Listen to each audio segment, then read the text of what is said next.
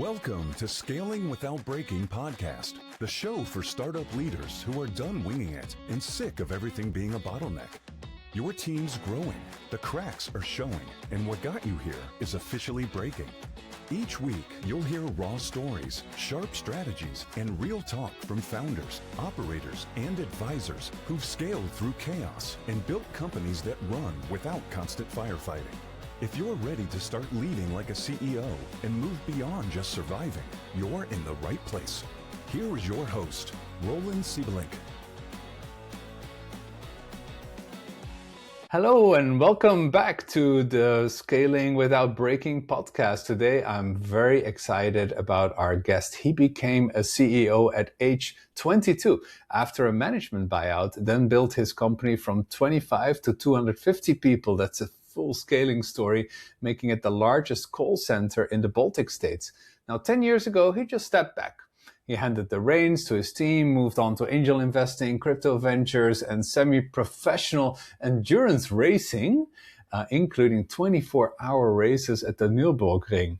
But last summer, he got a call no founder wants to receive. His CEO had left. The company he'd built over 2 decades was adrift. So he came back, and what he found was eye-opening. We'll ask him about that. I could say what I think he found, but I'll ask it as an opening question. Now he's on a mission to transform this old school call center into something new. And he's making a counterintuitive bet that in a world drowning in AI, generated emails, and LinkedIn spam, the human voice is becoming premium. With that, everyone meet my guest, Erki Koldits, the founder of Kontaktikeskus. Welcome to Scaling Without Breaking. Erki. Hello, good to be here and good to see you again. It's good to see you again. We met in Estonia, in Tallinn, when I did a lecture there back in September, and it's February now. So I think persistence always wins, right?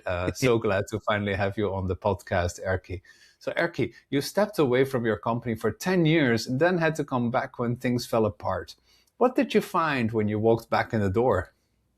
To be honest, I was not very surprised, but a little bit, because I always kept the contact. So we had like a weekly call with the management. So I more or less knew what's going to happen.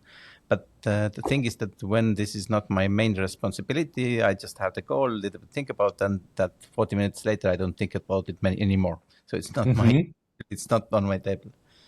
But I found I think it's a similar kind of company that most of the like mid-size companies are. So they are doing the same thing all over again, basically staying a little bit more or less same position, maybe growing like 3, 4, 5% at a year or staying at the same level.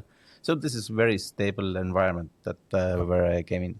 Nothing terrible, but also not great. So for the stable situation for me was terrible, because in the meantime I was working with starting startups where the like growth is like 5 times a year, not 5% per year. So right. What was telling you something was wrong, as opposed to that, well, that's just the way it is. This is the way a company of 10, 15 years old operates. I think when the management team stays in one company for a very long time, it doesn't help, because they kind of get comfortable. The companies get fat, a little bit lazy. They don't feel very like strong competition. They're not hungry enough. So I think this is the main reason. What I found when I was for a short stint actually in a more mature company, after having been in so many startups myself, there's often a sense of denial there. Did you find that in Kontaktikeskus as well? Yes, kind of. I was pushing all the time, but there is. I understand that the daily management always have this kind of like responsibilities, that I have to take this, I have to fill this report, I have to do this kind of things and these kind of things. So it's very difficult for them to get out of the routine and find the time to actually break the things that they have built before. So it's very difficult. But when we move on a little bit now, so I've been more closely operating this company for the last 6 months. It's very easy for me to break things, because I haven't built anything. I just can break things. Say, people saying to me all the time that we have done always like this. I said, I don't care. Right now we're doing like this, because this is much better and more efficient. This is the future. So like I think in some sense when the like companies are in very like this mature or like very stable positions, the only way to make the change is actually breaking. So letting go half of the management because I generally see that we need different kind of thinking, new ideas, new approach. So sometimes I think the breaking is good. And so you said the tactic is to basically you have identified a person that is no longer a good fit. You let them go. You take over their role for a little bit, and then you define what you need in a successor, if any successor. Yes, so I think of the management or the office level, most of the people I actually don't need successor. Before I let them go, they say that they're very important and doing very important things. But like 2 months later, I see that I maybe answered 2 emails from them, so it's not too much actually. Yeah. Sometimes I don't think they didn't do anything. I think they actually did work, but it was not just necessary. They didn't didn't do the work that actually delivers value or is critical for the company. So I just ignore it, don't do these things. So what is that kind of work that you find less valuable? Is it like report creation, admin? What did you find as examples? All these bureaucracy things. So I basically ignore it. So and I see that also people have many times that one request is coming in, like three persons are processing it, but actually the first person should respond that it's not my business. We don't deal with this. So it's kind of like this kind of like small things take a lot of time. And when I identify things that actually need to processing or actually need some process behind them, usually I take some like half an hour, 1 hour and just automate it. I think you mentioned it 250 to 300 people at peak, and you brought it back down to somewhere between 105, 130. Are those numbers right? Yeah, this is almost right. So, and I think the breaking kind of things is, in some cases, I see that some of the companies are doing too good quality. For example, we have an internal IT department, and when they develop some kind of solutions, they put a lot of effort in testing, making sure everything works, like corporate level, like software. But at the end of the day, in some cases, there are like 20 people using it. So it was like, why do you do it? You're pointing here to kind of a perfectionism mindset, maybe as a driver for all these, maybe lower value activities or building up a lot of bureaucracy. Would you say that that's the mindset a lot of people come with? I think yes, and I think in governments we see this a lot actually. So when they take one process, they polish and make the laws and regulations like 2-3 years, and then they see that okay, life is moved on and there's no value. That's right. And I just try to do the opposite of this, just solve the problem in half an hour and see how it goes. As a capacity constraint, you mentioned something that customers are begging for more. They're writing me every week asking when we can have more. Is that something in the call center that you see or more in the startups that you work with? It's in the call center, and I see this actually in the telemarketing sector.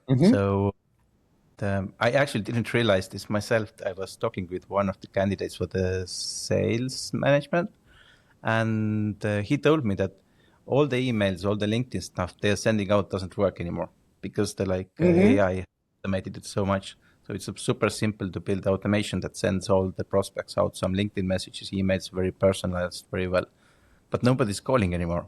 So when you actually find the number and call to this person, usually they pick up and usually they listen if you're just doing a like proper call. And so we're relearning to do cold calling again, yeah?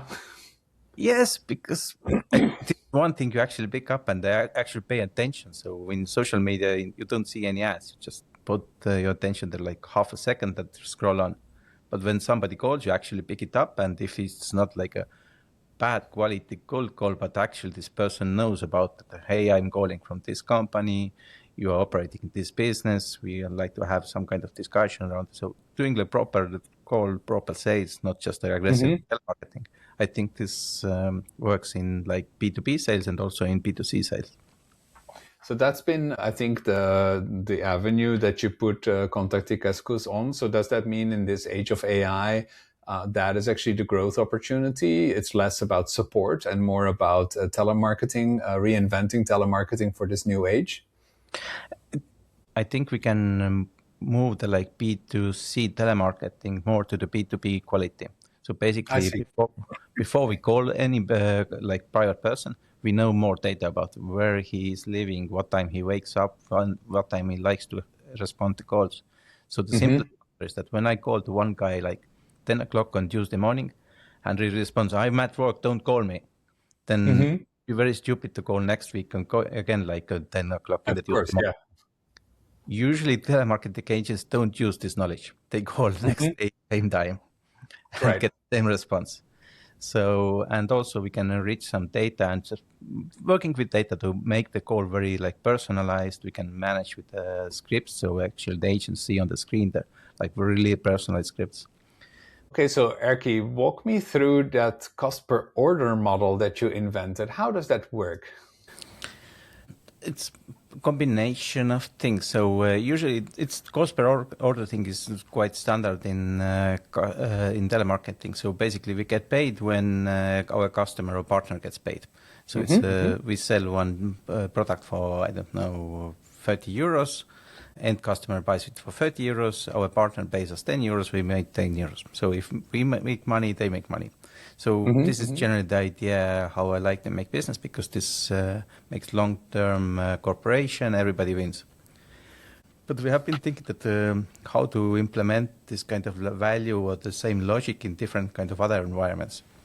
And for example, we right now, when we are using this AI analytics for call transcripts, so we transcribe most of the calls, and we have one agent who is listening to reading the recordings and try to understand if there is a like possibility to sell for this person. For example, insurance case, person is calling in and saying that I have a like car accident, how I solve it, because I have to solve it really fast because I'm going to the holiday trip next week. Yeah. Some we help to solve this problem, very good. But at the same time, from the transcript, you understand this person is going to a holiday trip next week. So we should sell like travel insurance to this person. And we give this lead to usually back to the company, and they will do the like sales activities towards this person, like really personalized. That, hello, we don't say that you are going holiday next week, but it's kind of like personalized marketing that is around of this travel insurance.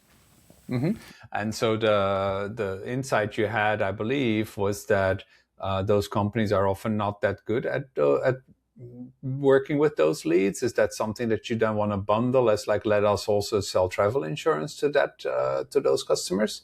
It depends. It's Europe, and this is the GDPR. So it's some cases we can do things, some cases we cannot do things. So it's a mix. So when we can do things, of course, we are calling this person next day, or sometimes it's. I also evaluate how strong the lead is. So if the lead is very weak, so there's no point of making the call. We better send email. If the lead is like really, really strong, then it's important to make the call like 2 or 3 days later to just catch the moment. Exactly. But you were mentioning before that the more platforms start building AI spam, the better it is for your business. Help us understand that better. The logic is that it's so easy to do the sales and the lead collection and the marketing over the AI with the AI over the platforms. And the noise level is getting really, really high. And in this sense, the personal and human touch is getting less.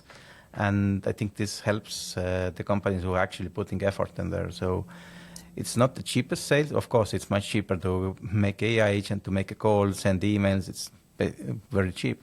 But to differentiate and sell higher value and more quality products, I think this is the place where we still need humans right now, and probably in the near future also. Do you believe in AI taking over the BDR role, like the outreach role, completely? I'm testing this every week, basically. Right now, we're lucky that we are in Estonia and we have a very small language that nobody speaks. So right now, we are definitely in this level. In-depth connection, it kind of works because people are in different mindsets. So if somebody is calling you that pay your debt right now, or we do this and this, then people, I'm not thinking about the voice. Is this AI or not? Even in cold calling, I think this emotional touch and this like sensing other person's humor and knowing how to respond. And so bringing in, it's very, very, very difficult. So in our pre-call, Erki, you also mentioned something that big companies are now moving as fast as startups. Can you explain what you're thinking there? Yes, so I consider Kontaktikeskus also not as like 5-person startup. Also, I think that there's some like bigger companies who are doing this kind of very fast moving changes. We see every week that like Amazon's kind of like fire tens of thousands of persons. So, as I understand, this is also like they understood to understand how to use the AI, how to improve the processes, automate things. And this helps them to move faster and with less persons. But I think there's like startup kind of culture persons who have this like managers and the pressure from the market to actually do this kind of things. And then there's like managers and owners who don't care, who just hope that everything will continue as it has before. And even the managers of the like mid-size or bigger companies, if they know how to do the changes fast, they will do these things because they understand the potential.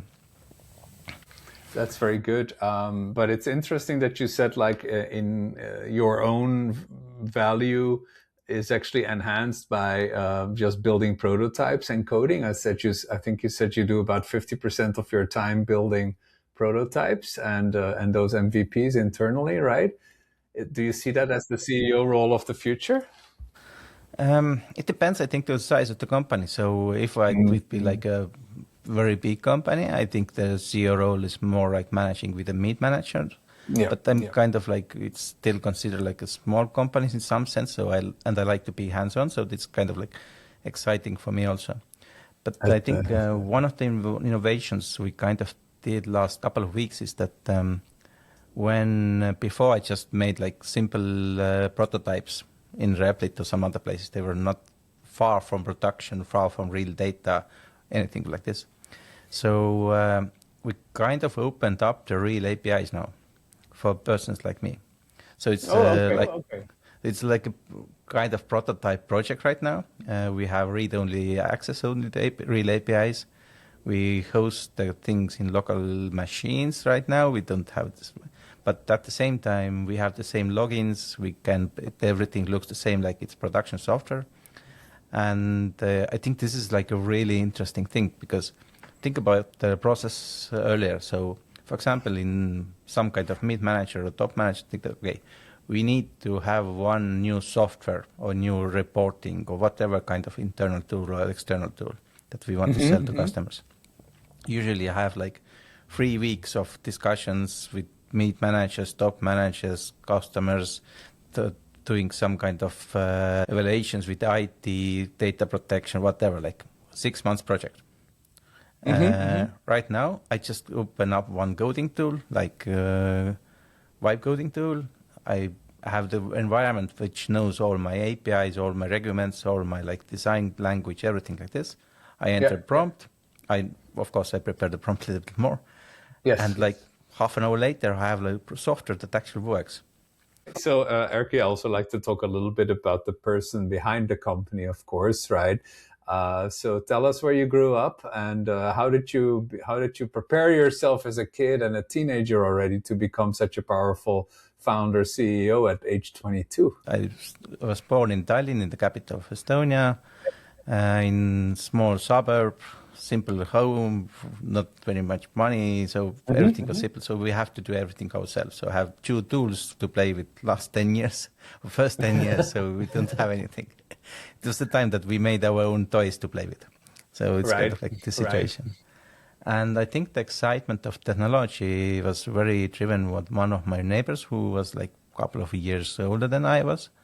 And we had these really, really old computers that have like 8-inch discs, I think, or some really big ones. So, and the screen was like a current mobile phone and the computer was half of my room. So somehow my father managed to get this kind of old computer from Finland, I think. This was like the computers they didn't use anymore. But it was the main tool. Yeah. So this was my main tool. I've learned how to program, make some simple games. So it was all exciting for me. And I think this really changed my mindset and understanding of like how things logically work together. How did you get into racing? I think it's always been my thrill to find some adrenaline in different kind of locations. So I've been doing some skydiving, car racing, different kind of this kind of hobbies that are a little bit more dangerous. And one of my friends said, okay, come to test drive on the racetrack. I went. He said that you're very good, you're very good, you're very good. I'm stupid enough to believe this. And accidentally bought half of his race car. And then he pushed me to, next weekend, he pushed me to take part of one race. And after this, he said, okay, you're very good, you should buy all the car. So it kind of like, it's his fault. But also I enjoyed this a lot. So, and then one step to another, and some local races. I was doing this rallycross at the beginning, but this was a little bit like, it was very aggressive and very short races, and I was like already 40 years old, so it was kind of understand that I can do this, but I don't enjoy this so much. And somehow we ended up in this long distance race, in the endurance races, so this was much more enjoyable. And maybe when this 40-year guys are not the fastest on every time, the strategy and the consistency also works. So. What has that taught you about business, being in those semi-professional endurance races? I think this is a combination already with the skydiving and with the races. So in the Nürburgring, this statistics is terrible. So basically, 24-hour race, 200 cars starts, and maybe 120 cars finish the race. And this means that 30% of the chance you actually crash, you burn, you do some car breaks down or something like this happens. So you get the mindset in the start line that I already don't have this car. Basically, I don't have it. It's much simple this way. And I think it's very similar with the startup investments. So basically, when you make a startup investment, in my balance book, I just write it zero. If you write it off right away. I write it off immediately. If 5 years later I see something comes up out of this, I just think it's like a lottery win. So Erki, last question. You already mentioned sometimes advising startup entrepreneurs, younger founders maybe. What's the one lesson you want to impart to all of them? I think most of them are doing the same classical thing, that they are building 6 months and then try to find the first customer. I see constantly, it's a basic rule, but many of them doing it. So I find myself in many occasions, the same location, but I usually start selling. If I have something that actually, if I have customers, I start thinking how to actually make it. Usually I have an idea how to make it, but now with AI, it's a little bit more easier to build. So maybe you just invest 1 day, 2 days to build something, but not more, not 6 months. Erki, so where can people reach you? What should they look up to for? Is there like a special offer that they could find on Kontaktikeskus, for example? Where should they find out more about you? I'm trying to be not as active as least active as possible in social media. So I have X account and I have a LinkedIn account with one picture. But I think more active I'm on LinkedIn. So this is the place where actually I accept friends and actually read when somebody's writing to me. So, and I think this is professionally the best place. And okay, that's nice. And of course, for those people that know me and do not know Erki yet, always happy to provide an introduction as well. Erki, this has been an amazing interview. I love the full story about the turnaround at the company. Your way of building new products and new processes, and of course also the whole analogies with racing and endurance in business been great. Thank you very much, and thank you for the interesting questions. So it has been really enjoyable to be here.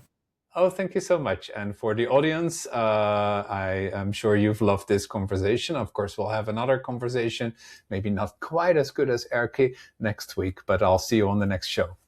The Scaling Without Breaking podcast requires more than a conversation. It takes action, research, and collective wisdom. If today's episode resonated with you, we'd love to hear your insights. Join the conversation and help us shape the future together. We'll be back with more stories, strategies, and real-world solutions that are making a difference for everyone. In the meantime, be sure to subscribe, rate, write a review, and share it with someone you think would benefit from it too. Thanks for listening, and we'll see you on the next episode.